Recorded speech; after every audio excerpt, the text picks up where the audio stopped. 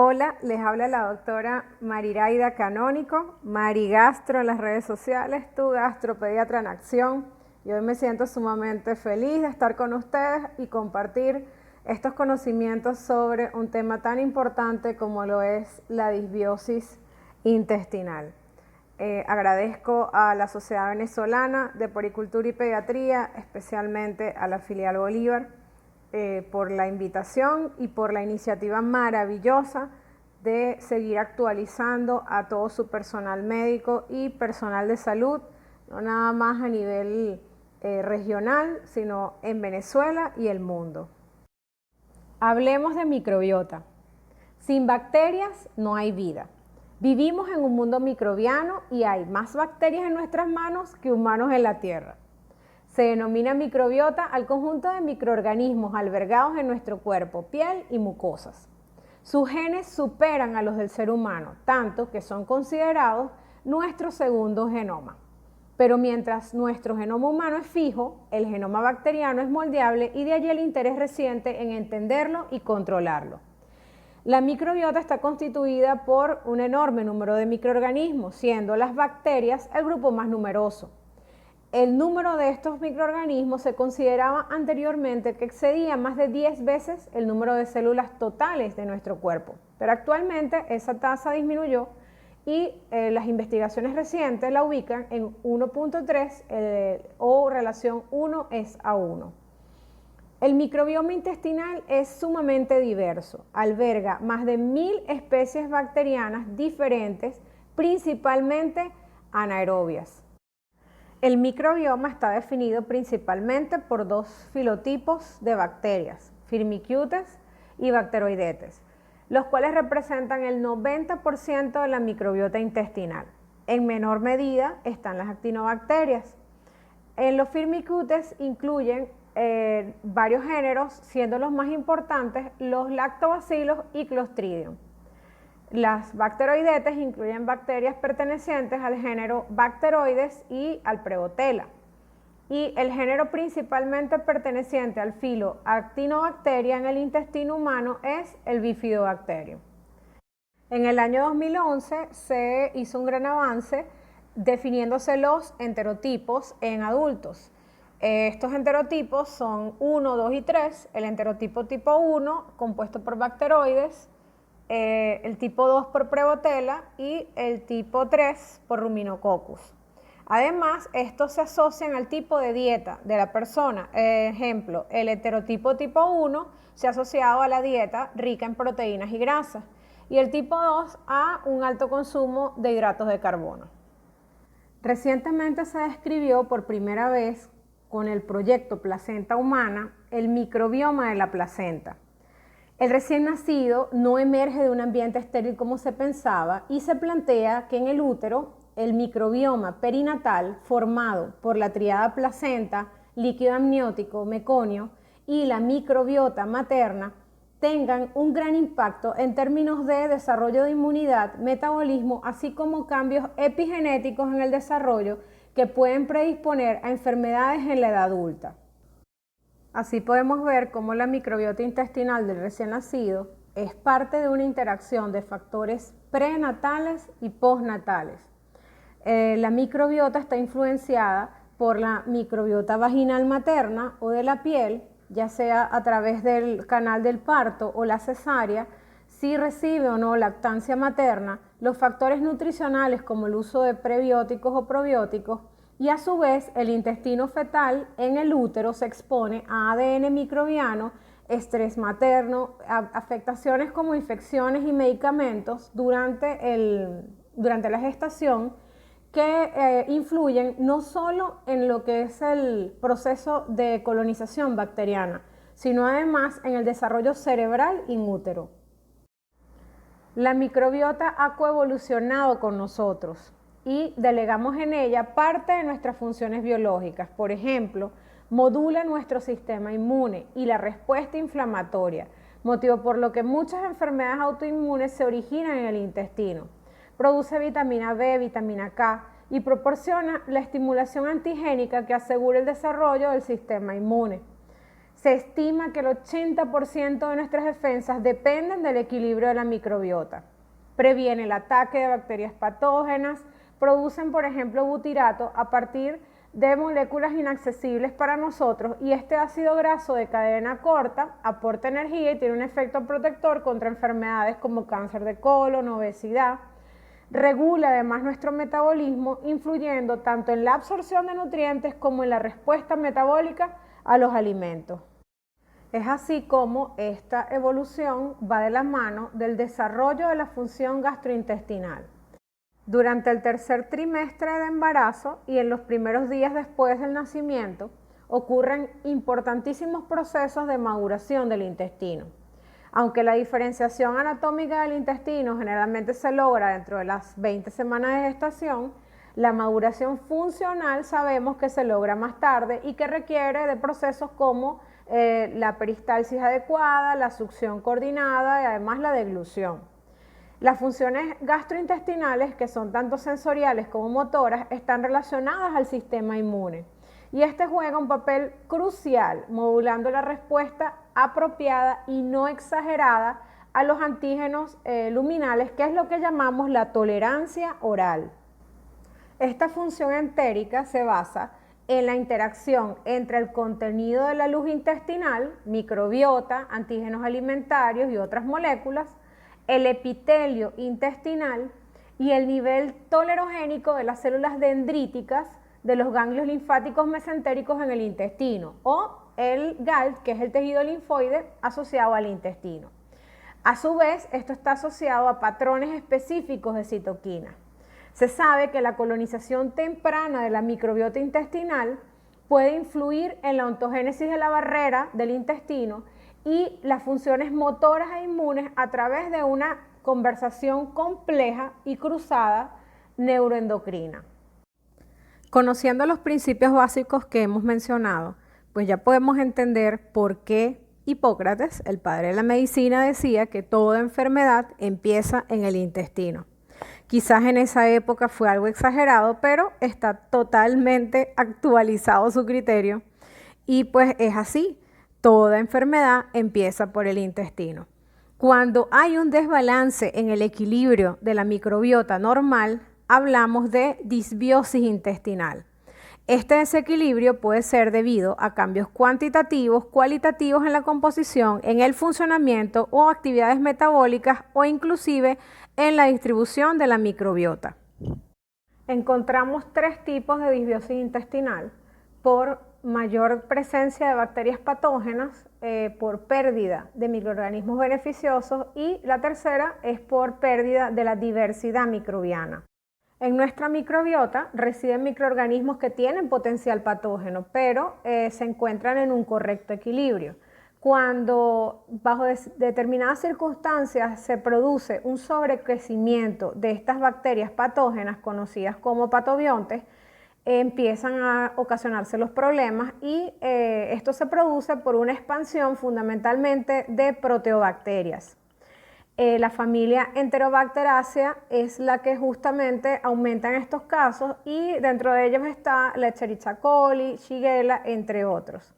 En pruebas en ratones se ha corroborado que aquellos que padecían colitis y enfermedad de Crohn tenían una microbiota en la que existía una mayor presencia de bacterias patógenas, y eso pues tiene relación también con la importancia del equilibrio en la microbiota y las enfermedades autoinmunes.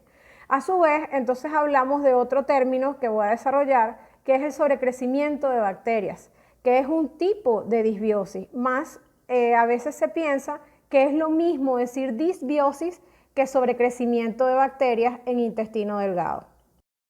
Otro tipo de disbiosis es la disbiosis intestinal por pérdida de microorganismos beneficiosos. Las bacterias beneficiosas que alberga nuestra microbiota cumplen funciones muy relevantes, como la producción de ácidos grasos de cadena corta, como el butirato. Y estos ácidos grasos a su vez tienen una acción antiinflamatoria y previenen enfermedades crónicas, lo que es la reducción de la migración y proliferación de células inmunes. Además, reducen también diferentes tipos de citoquinas y actúan induciendo la apoptosis. De estas bacterias beneficiosas tenemos las bifidobacterias y los lactobacillus. Y las bifidobacterias en nuestra microbiota influyen positivamente actuando como protección de la barrera intestinal. Y finalmente está la disbiosis intestinal por pérdida de la diversidad microbiana, que cuanto mayor sea la diversidad de microorganismos que tengamos en nuestra microbiota, mejor se encontrará esta y asimismo es el nivel de salud en general de la persona, del individuo. El conjunto de estudios realizados al respecto concluyen que mientras más diversidad microbiana, más beneficios para el huésped. Y se ha demostrado en niños que tienen menor diversidad microbiana intestinal, que tienen una mayor susceptibilidad a sufrir alergias y patologías atópicas y asma. En este punto es importante detenerse a hablar de una consideración que es la microbiota y su relación con la prematurez.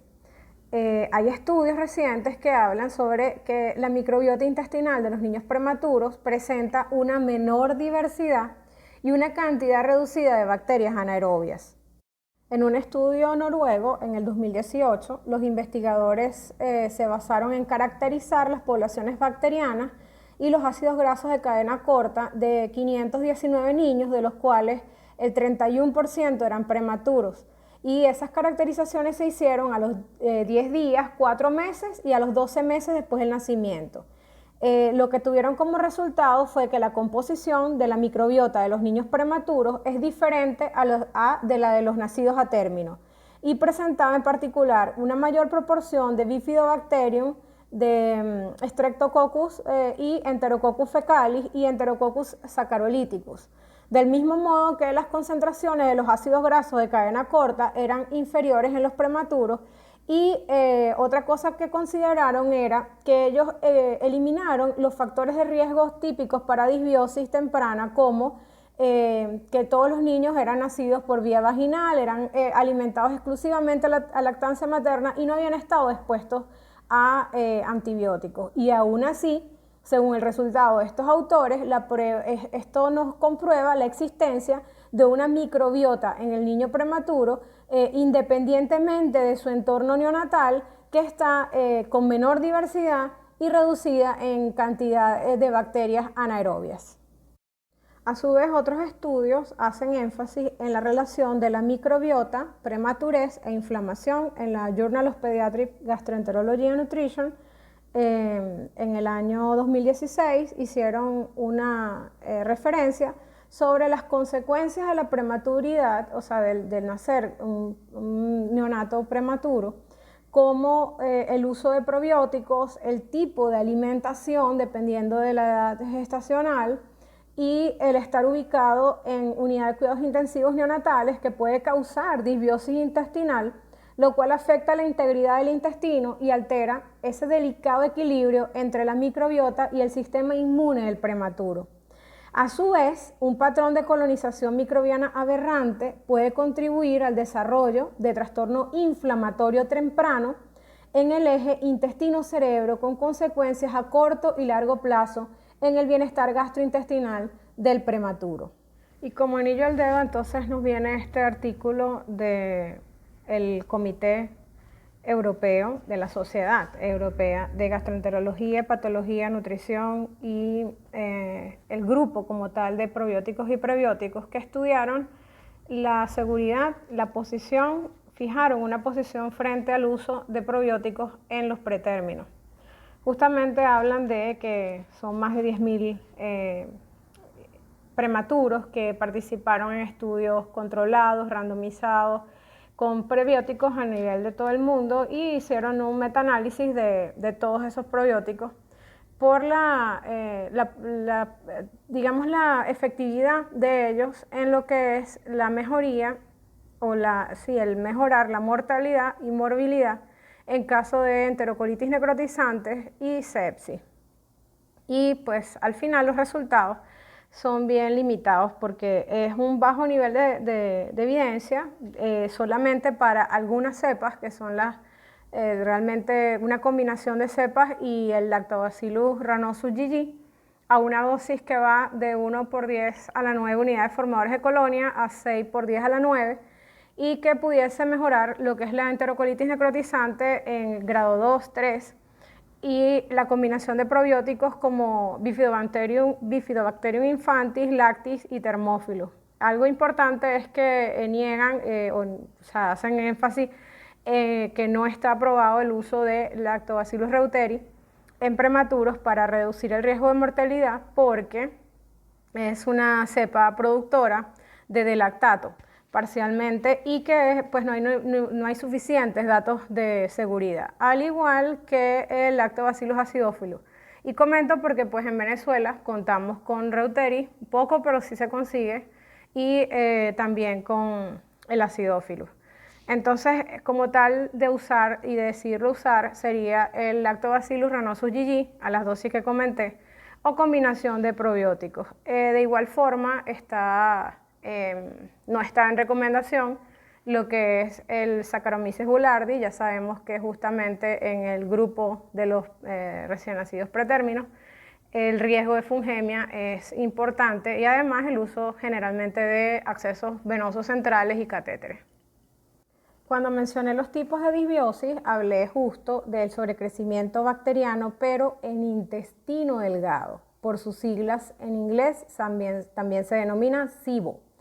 El sobrecrecimiento de bacterias en intestino delgado es muy confundido por los pediatras y médicos en general, cómo asocian como ese término solo el diagnóstico de disbiosis, o piensan que es la única entidad responsable de las disbiosis, y evidentemente no es sinónimo, porque el sobrecrecimiento de bacterias en intestino delgado, si bien es un tipo de desequilibrio en la microbiota, es un tipo de disbiosis, es selectivo y es solamente este aumento de las bacterias del colon que se desplazan al intestino delgado en un recuento bacteriano mayor de 10 a la 5 unidades formadoras de colonia por ml, por cc, en el intestino delgado proximal.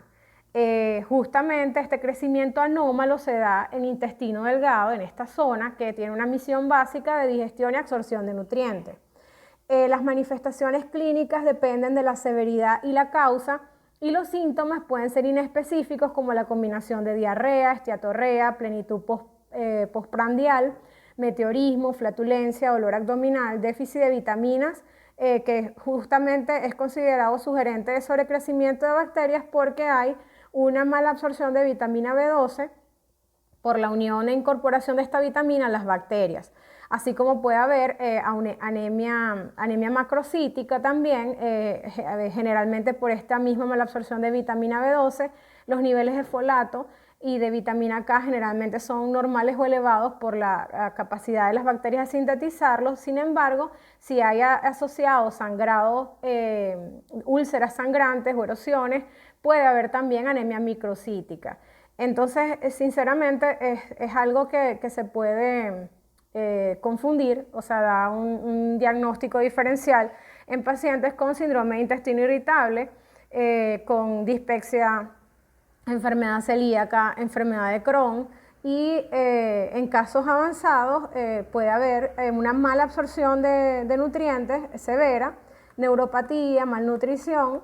Entonces, en estos casos, pues el tratamiento realmente está enfocado en la causa del sobrecrecimiento, y eso depende de cuál evidentemente es la etiología predisponente, que es variada. Entonces, dentro de esto tenemos alteraciones anatómicas congénitas o adquiridas, por ejemplo, resección de intestino, pérdida de la válvula ileocecal, fístulas enteroentérica, enterocólicas, secreción ácida gástrica aumentada, por ejemplo, en el caso de uso crónico de inhibidores de bomba de protones o supresores del ácido, gastritis atrófica, alteraciones en la motilidad, enfermedades del intestino delgado adquiridas e inmunodeficiencias primarias o también inmunodeficiencias adquiridas. La insuficiencia pancreática también se ha asociado a sobrecrecimiento de bacterias en el intestino delgado por el déficit de enzimas proteolíticas y antibacterianas, y los cambios en la motilidad. Por otro lado, también el uso de antibióticos ha sido correlacionado con la aparición del SIBO por la modificación en la composición de la microbiota intestinal y el aumento luego de bacterias patógenas que impactan la digestión y absorción de algunos nutrientes. Entonces, es enfocado a la causa y de hecho pues sí se usan antibióticos de uso de absorción, digamos, de pobre absorción o de efecto luminal, que nos ayuden a eliminar este sobrecrecimiento en el intestino. El diagnóstico tiene varios métodos, pues el método más específico y sensible es el método invasivo. Lamentablemente pues no se practica o tiene poco, aunque es el estándar oro, es poco reproducible por ser invasivo, que es el aspirado y cultivo directo del contenido intestinal.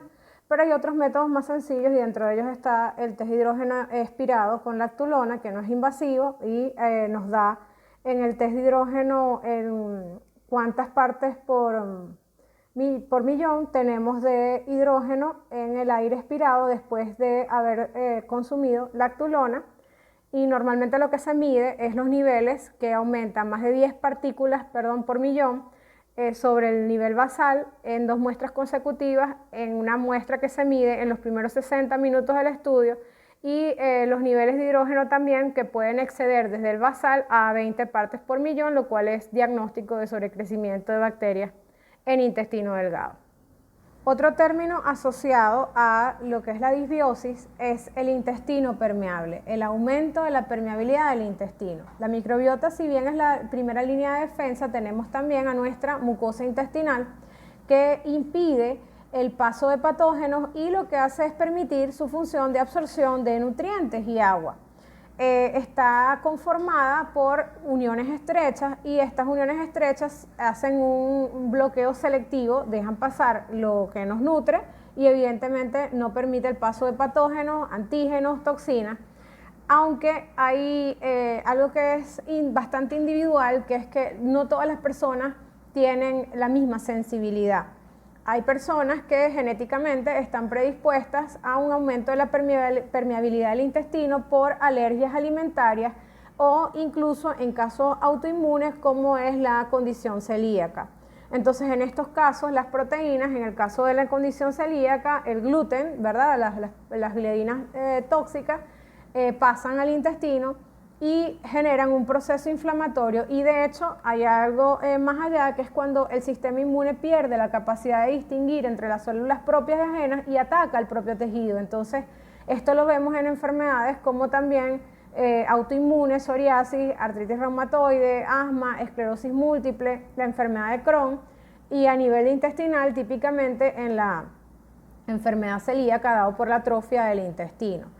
Nuestro sistema inmune responde es con inflamación, aumenta esos poritos, la zonulina permite que se mantengan abiertas las uniones estrechas, y hay muchas otras manifestaciones que no solamente son síntomas intestinales, sino que puede haber asociación a otros trastornos como el síndrome de fatiga crónica, depresión, pasando inclusive por acné y trastornos cardiovasculares. Las alteraciones en la composición de la microbiota intestinal también afectan el sistema nervioso central, ya que el intestino y el cerebro están conectados, como todos sabemos, a través de un sinfín de vías de comunicación, ya sea por metabolitos bacterianos y neurotransmisores. No es de extrañar pues que entonces los trastornos mentales y el del desarrollo del desarrollo neurológico, como por ejemplo está la depresión, la ansiedad, en lo que es los trastornos de espectro autista, estén relacionados a la disbiosis de la microbiota del intestino.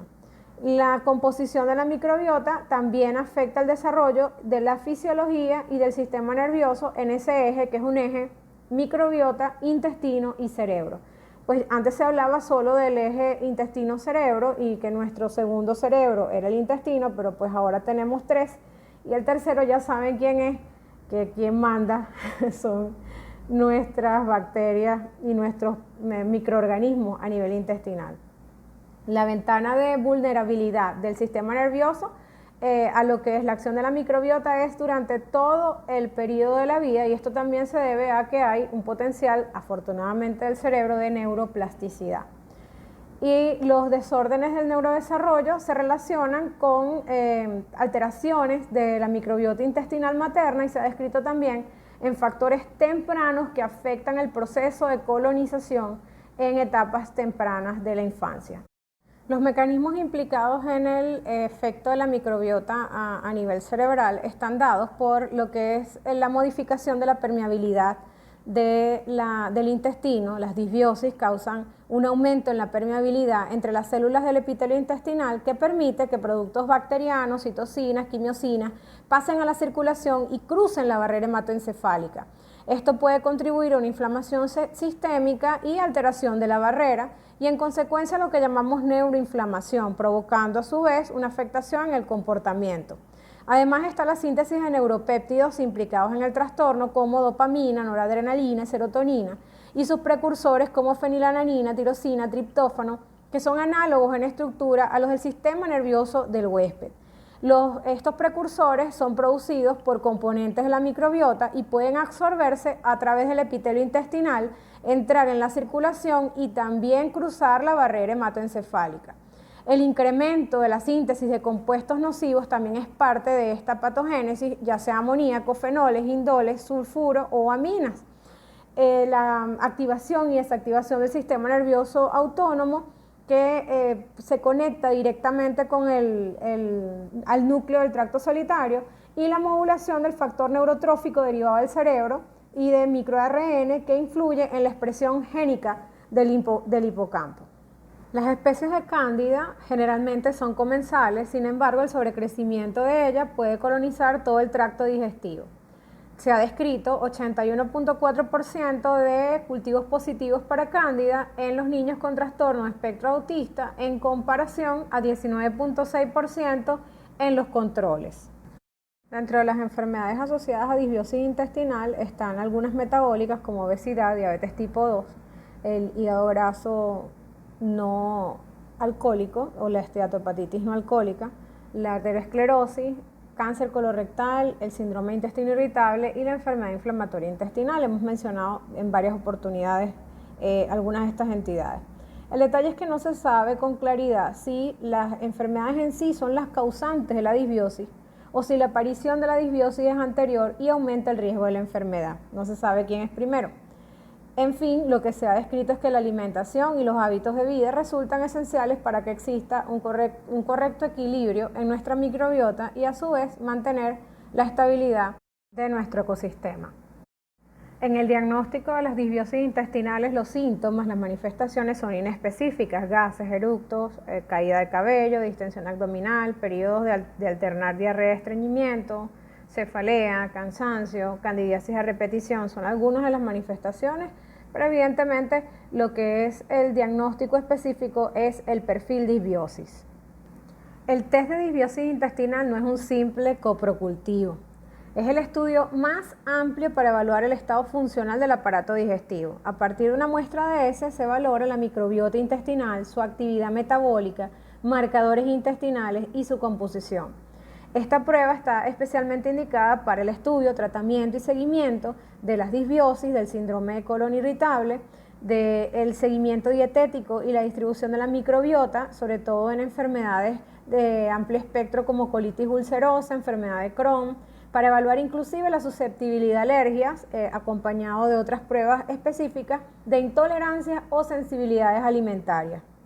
Existen test de disbiosis simple y test de disbiosis extendidos. Los más completos tienen no solamente la microbiota, parásitos, hongos, levaduras, genes funcionales, los índices, Firmicutes Bacteroidetes Prevotella, la actividad metabólica por los ácidos grasos de cadena corta, sino también determinación de enzimas, ácidos biliares, marcadores intestinales como el pH, sangre oculta, calprotectina y lactoferrina, indicadores de inflamación asociada a la lactoferrina al estrés oxidativo, beta-defensina, IgA secretora, elastasa, antitripsina, indicadores de la permeabilidad intestinal por daños en mucosa o de la función exocrina del páncreas, sonulina, indicador de permeabilidad de intestino, metales tóxicos y metales nutritivos como cobre, manganeso, magnesio, y los tóxicos como plomo, mercurio también están en la determinación, nitrógeno total y hasta grasas totales. La mayoría de las pruebas en Venezuela tienen la microbiota aeróbica y utilizan como indicador de microbiota beneficiosa o benéfica a la Escherichia coli, Enterococcus fecalis, los cuales deben estar en mayor cantidad que las demás bacterias, en proporción de 3 a 4 cruces en el crecimiento de la placa. Mientras que la flora transitoria, como Proteus, Klebsiella, Enterobacter, Candida, entre otras, deben encontrarse ausentes o hasta una cruz. La microbiota enteropatógena no se evalúa en cuadrantes porque son patógenos verdaderos, Salmonella, Shigella, Aeromonas, Plesiomonas, es en base a lo que es lo que le corresponde un cuadrante de siembra en escala de crecimiento escaso, crecimiento leve, moderado, así se interpreta.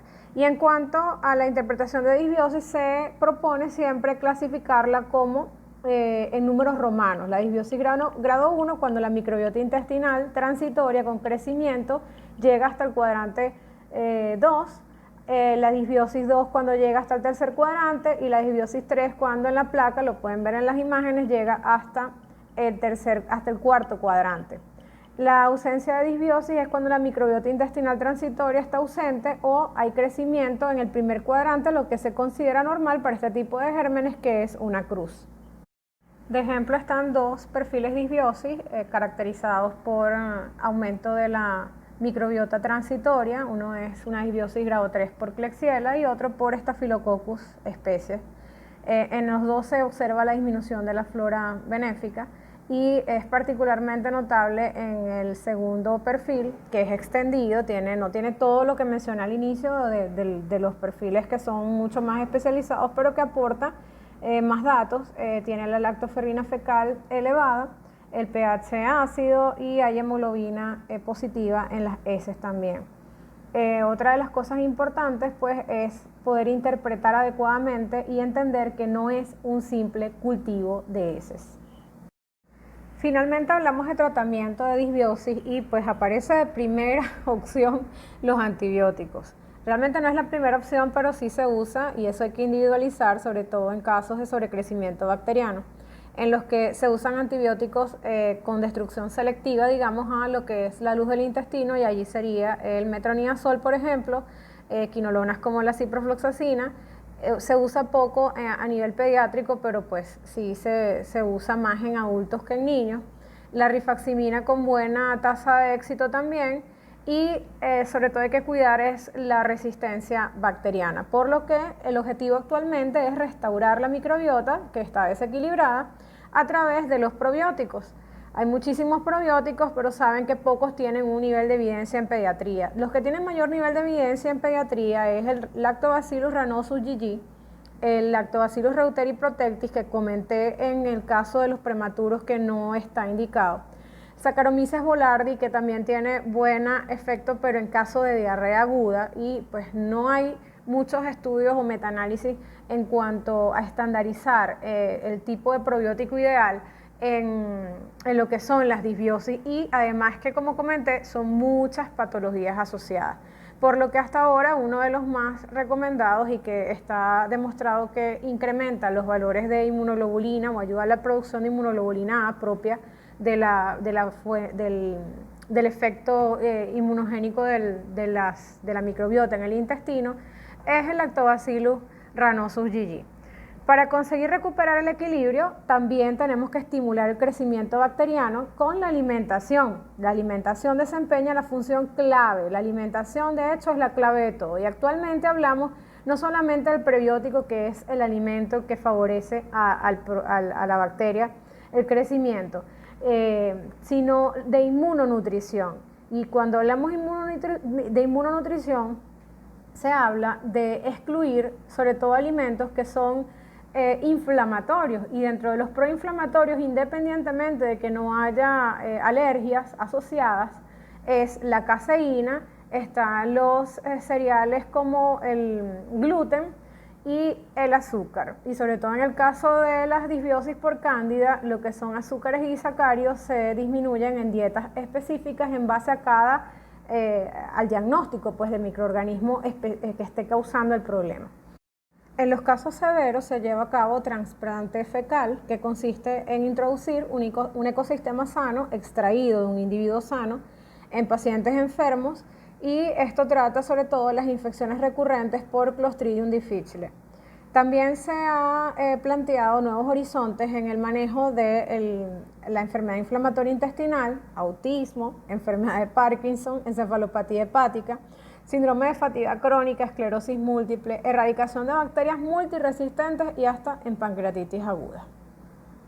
Como práctica habitual, a todos pues se les recomienda el ejercicio físico, que influye de una forma positiva sobre nuestra microbiota intestinal, y pues es sumamente importante no solo la actividad física, sino además el tener buenos hábitos, disminuir el consumo elevado de proteínas de origen animal, aumentar la ingesta de verduras y frutas, así como la ingesta de fibra, tener esa alimentación balanceada, evitar el estrés, en el caso de adultos, tabaco, alcohol, malos hábitos, y el sedentarismo para que tengamos más salud y más vida. Me despido para la sesión de preguntas y respuestas, emocionada y contenta por estos minutos. Hice un resumen bien nutrido, mucho por hablar, mucho que decir, y bueno, tranquilos que el equipo gana. Recuerden que su alimento sea su mejor medicina.